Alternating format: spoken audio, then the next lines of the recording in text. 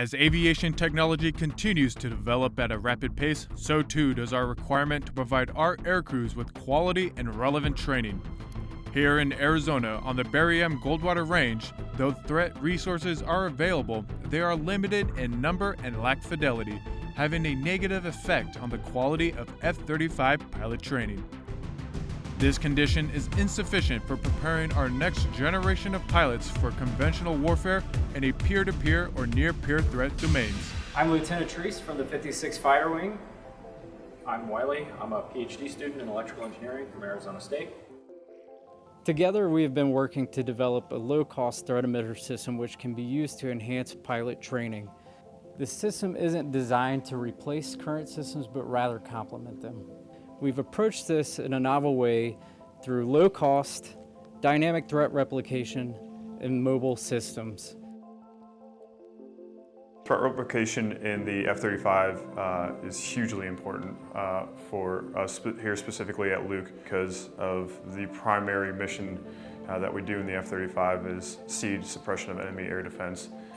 The ability to replicate actual emitters and to get the most realistic training is invaluable to our students, to be able to see what the actual indications are in their jets and to be able to execute the tactics that we're trying to teach them based off of real-world scenarios.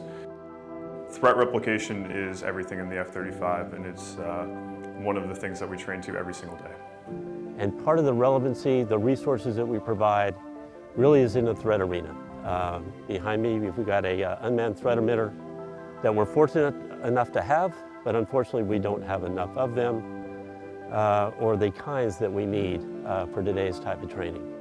So that's where we get into the relevancy of trying to stay in step with what do the pilots need, what sort of jets are they flying, obviously with the F-35, very modern. We've got to stay in step with that, and I believe the Making Waves innovation idea of creating a radio to emit frequencies is really a wave of the future that we haven't addressed. We envision this being used broadly across the Air Force, but up until this point, the only testing we've been able to do has been on the bench. Results have been promising, but now it's time to take it to the next level. So that takes us to our ask. What we need is senior level advocacy to take this to the next level of testing, test against live assets, and then do our refinement on the system. Ultimately, we would like to take this beyond the testing environment and get it fielded to the broader force.